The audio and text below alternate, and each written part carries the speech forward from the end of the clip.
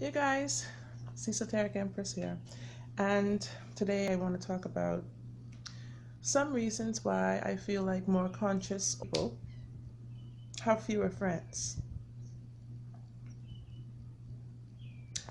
I know a lot of people think about this kind of stuff, like sometimes you get lonely. You call yourself an introvert. Not really an introvert, because I'm very outgoing. I love social life. I love people. I love meeting new people. I love it. I love interacting. I love the energy of different people. But at the same time, I get tired. I get, to that place where I need to be alone. I need time to myself. And I'm also not that quick to like call someone a friend. Like, oh, if I know them. Yeah, I know her. Like, yeah. But just to say a friend, what is a friend? My definition of the word friend is very different than a lot of people's. So why is it that more conscious people, I would say more conscious people, I wouldn't go as far as to say more intelligent people. They are not, more conscious people are naturally more intelligent. So, it just comes along with it. I would say that a lot of times, conscious people are more skeptical of strangers, of new people, of like, you don't know what they're going to bring to the table. You don't know what energy they're going to come with. You don't know, just any old random stranger just to like, hey, reach out your hand. And like, sometimes people don't even, they are like, they're afraid to even touch. Look at Howie Mandel. He doesn't touch. He's afraid of touch. He's a germaphobe at its best. So if you are afraid to even touch a person like with your hand, then obviously you're going to be afraid to get that person all up in your mind space and stuff like, what? So conscious people are more skeptical of any just random encounter by strangers. All right. Why? Because like you have to connect more, for me, on an emotional level, to connect more on a spiritual level, have to be something that connects us to make me feel more friendly with you, to feel more connected closely to you. So like, let's just say people from schoolmates. That's definitely one set of people. Of course, family. We're not even counting family, but like old family friends, maybe even who used to come around when you were younger or something like that. Teammates, co-workers, people who are in that same space as you, who shared the same kinds of experiences, maybe, or you had something in common with. Like, those are the people you're gonna be inclined a little more to become more friends with than just anybody out there, church or groups or civic organizations, stuff like that, when you actually spend time together and get to know one another together. All right, and then like, people stand out. And when you're more conscious, people stand out even more to you. The real people stand out by their qualities, like this. And the fake people stand out by their qualities. Let me see if I can put it like this. Can you see my arms? They're standing out though. This one may be turned down, but it's still standing. It's still showing. It's still revealing who it is, you see? And to me, being conscious also means being real. Being fake means being unconscious and like you're asleep. Like you're oblivious to everything that's going on and you're just putting on your lipstick and like, life is good, when like, there's a 10-car collision right behind you and you're like, This is how I feel about, this is why I say it stands out like that, because like when you're more conscious or more real, the real genuine people who have principles, who are thinkers, who are, who have some type of morals and values, they stand out because of that, because they're going to not choose to participate in things that kind of make them look a different way than they want to look.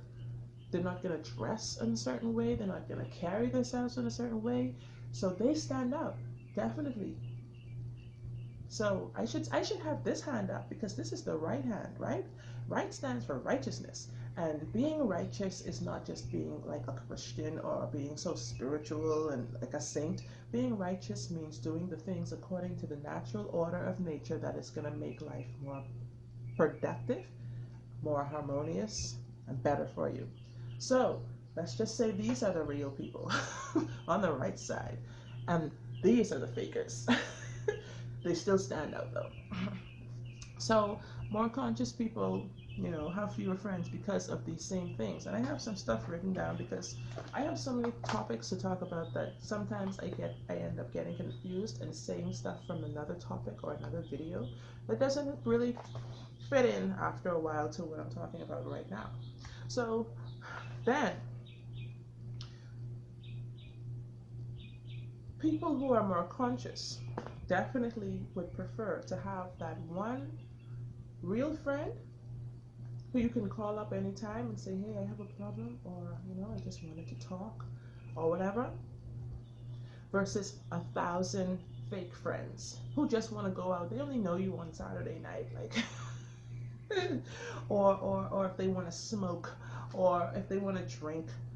There's absolutely no benefit to certain things. A friendship should mean more than just, a quick convenience. Friendship is like family. It's ups and downs. It's the long haul, and that's what more conscious people look for in their friends. Friends who have stability. Friends who have a meaning to their relationship. You see. Then also more conscious people, I think, like I said earlier in the video, just need that alone time. They're not always seeking the company of others to distract them from their thoughts. They're comfortable with their thoughts. They're comfortable with their feelings. They're comfortable with being by themselves. Being alone does not make me lonely. Okay? I'm alone right now. What am I doing? I'm talking to you guys. Being alone is necessary because that's the only way you're going to kind of learn who you are as a person. Learn what makes you smile. Learn what you don't like. Learn what, how you function best. If you're a morning person better, or an evening person, afternoon person. If you are, you have to know yourself. Know thyself. And conscious people don't need company all the time to feel comfortable. Because this is something that I tell my son a lot. He's 14 now, and he's going through, of course, this heavy stage of puberty, and it's like he only wants to be around his friends. He treats his sister differently than he does his friends, siblings, and stuff like that. And I'm like, just because you see her all the time doesn't mean, you can't put your friends over your own family, over your only sister. And he's like, oh, well, Mama, you don't understand. I need a break when I come home. I get tired. I'm like at school all day, and when I get home, I just want to chill. I'm like, okay, well, when you have done the things that you needed to do, when you get home, and you spend all of your life around like a gang load of friends, where does that leave you? When you get home, you're then empty. And this happens time and time again. When he gets home, it's like now he doesn't know what to do with himself because he's been out for hours with his friends. And now he's got his little sister to deal with, and it's a problem. Don't let that be a problem, To separate real life, separate your home life, not real life, your home life, from your social life, because the two are different. And when your friends are no longer your friends, friends go their separate ways all the time, I have so many people that I can remember from primary school or junior high school where I have never seen them again, but they were my friend, So it's a painful thing, but you have to learn to get more comfortable with yourself, because these same friends that he has, in a few years, he won't have them anymore. Of course, there are a few that he will have, but just like life, not all of them are going to remain around. Some are going to go overseas. Some are going to, it's a lot of changes that can happen in the space of the years that it's going to take for them to become adults now. So I want to teach them these principles. But conscious people really have fewer friends a lot of times too, because, you know, when you need that emotional support, when you need, you know, a good conversation, like you want to get some stuff off your chest without feeling like you're giving them all of your business to spread about the street, or like, you know, you want that intelligent feedback. You want that feedback that's coming from the heart, not just something that someone would say to comfort you, like, oh, okay, yeah, sorry to hear that. Like, that doesn't help. I'm sorry it happened. Like, so you want like the right kind of support. Like for me, I've always been that person who, if you come to me with a problem, I'm always going to tell you what I think is the best, because you came to me to begin with. If you didn't want me to tell you my opinion on it, don't tell me. Okay?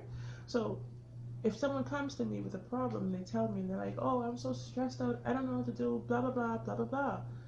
Obviously, it's like you're begging me to give you advice. So I do.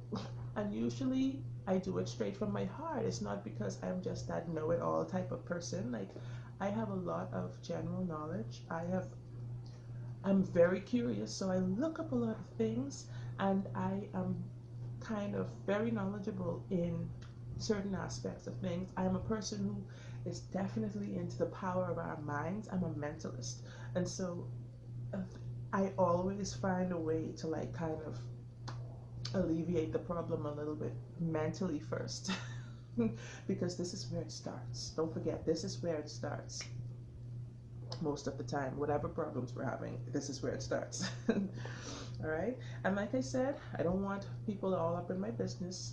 So, you know, I don't really generally like people telling me all of their business either, because like, okay, like I didn't need to know if your husband is impotent, or like, I don't know what to say about that. But I would definitely, it would come to me even if I'm not thinking about it. And at first I'm so awkward, like, oh my gosh, why are they telling me this? But it's gonna come to me eventually. I'm gonna be like, you know, wow, you know, that's tough. But I'm gonna be real, it is tough. That would be something that I don't know if I can handle. But we'll have to think it out, and we'll have to talk more about it. That's just what friends do. Real friends, that is, you know. And they're gonna understand if you don't know what to say as well, because you're not a psychologist, licensed psychologist at least. Then there is the internet that has changed everything in terms of friendships in this world, okay? Like, people have this vain idea of what friendship is now, because you can just do what I'm doing. You could go online and you could just like make a friend who lives in like Belgium in like 5 minutes. In a day, you two think you're best friends. You've shared pictures, you're on Facebook, and like, you know their life. You feel like they're your friend, but you don't know this man from a can of paint or woman, you know? So the internet has also changed the perspective of a lot of people when it comes to friendships. And this is why more conscious people, this is another thing that's affecting a lot of conscious people, because they don't like that empty friendship. They don't like that virtual friendship. That's not real, I feel like, you know. And then I found that some friends that you make online are actually better friends than the ones you have in real life. Isn't that some shit? So, you know, you can upload your pictures, you can send them everything that you just did, you can send them photos of what you just ate, like everything in there in your life. So it's made it a little impersonal. And this is why people have kind of become so impersonal with one another, because you're not online, man. This is real life. Touch me. Like, you know, hey, I'm here. Yes, love you. Great, you know. Evolution. This is something I just wrote, the word evolution. Evolution has meshed us all together in this big pile of like communities. Like we're just like sardined all over the place. Like, and I saw a video recently, a guy was talking about this, and like he was talking about the fact that one time ago, that when the earth was not populated like that, when people were in their own separate groups or tribes, you know, across the seas and stuff like that, in their own little nest, they got along a lot better than we do now, because it's so overpopulated. There's so many people that, you know, it's always some conflict that's going to go down because someone's always getting in each other's hair. Something's going on. So that's the reason it's changed so much, you know. But technology has distanced us so much from one another. You know, you can sit in your house and not go anywhere, but you're seeing the whole world. That's a problem for me, you know. Then some people are frenzy. That's a word that we use to describe people who are obsessed with friends, with going out, with partying, with social life, with, like, you know, they can't spend a moment alone. Like I said, some people would rather, you know, one good friend than 1,000 fake ones. Well, these are the people who would rather 1,000 fake friends because they cannot stand the time alone. Okay? And remember, this is a saying that I learned as a child. A friend to all is a friend to none. How can you be a friend to everyone? You know? Some people, you're not the president. The president is not the friend of everyone. You know? The queen, nobody is the friend to all. Who wants to be a friend to all? You have different views, you have different beliefs, you have different, you know, ideas, different ways of going about things. So definitely some people aren't going to like you. So why would you want to be the friend to all of those people who don't like you? I don't want to be their friend. Simply put. Like there's a saying, I don't want to really curse in the video, but it says that, you know, you can't mess with people. This is what happens when you have 1,000 fake friends, you know. I can't mess with people who mess with people who don't mess with me. That means somewhere along the line there's going to be some shit going on inside there that's going to get me involved, and I don't want to be a part of it, okay? Yeah, and smaller, intimate groups have more stability. They have more support, more strength, because they kind of learn each other better. They have the time and that intimacy to get to know each other better. You find, like, okay, like my parents, I mean my mom, my stepdad, they moved to Long Island about, well, a long time ago. This was like maybe 1991 or something like that. Well, ever since they did that, you know, I used to go back and forth visiting because I lived with my grandmother. I would go back and forth every school break, you know, summer break, Easter break, whatever. And the people, it was so amazing coming from the city, going to that island life and seeing that everybody knows everybody. Like, and then when you come there, like, and you like start talking, and they say, okay, my mom's gonna introduce me now, and she's like, oh, this is my oldest daughter, you know, and they're like, oh, hey, okay, how you doing? Oh, okay, this is all right. Then, if there is a situation where my mom is not there, the first thing they ask you, who are your people? Like they want to know the nitty gritty of where you coming from. You ain't gonna be a stranger up in their line, all right? Like but that's how the whole world was at one point. People knew, but they don't know, they got to know, all right? And sorry for the ones who they did not get to know, because it didn't end well for them. All right, smaller. Oh, sorry, yeah. Friends, for more conscious people, represent truth. Friends represent a mirror, basically, for yourself.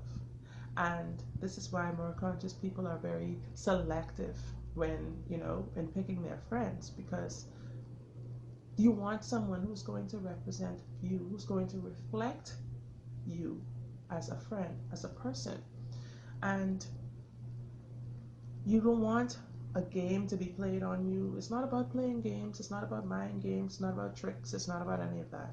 You know, you just want that love, the reciprocal energy and support of a good friend. And so more conscious people definitely, they're not so rushy into that. Just like how we would say with a relationship, a friendship is a relationship. So more conscious people will take their time and kind of grow a relationship, get to know a person better, what are the traits they have in common and things like that.